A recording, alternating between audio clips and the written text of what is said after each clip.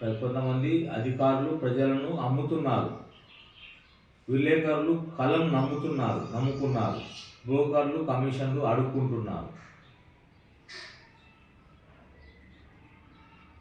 ముఖ్యంగా చూస్తే ఈరోజు మన రంగారెడ్డి జిల్లా షాద్నగర్లో ఉన్నటువంటి వార్తలు ఒకసారి చూద్దాం.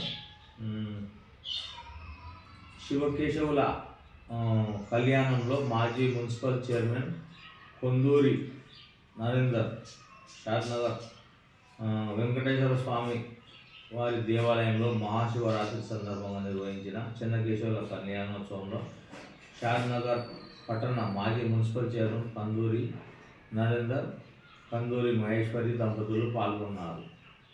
తర్వాత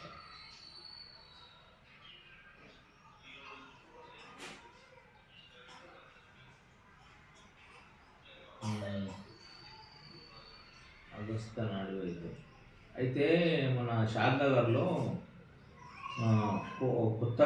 కొత్తగా ఏర్పాటు చేసినటువంటి ఒక వైద్య నిపుణులు వారు ఉచితంగానే వైద్యం చేస్తున్నారంట అక్కడ.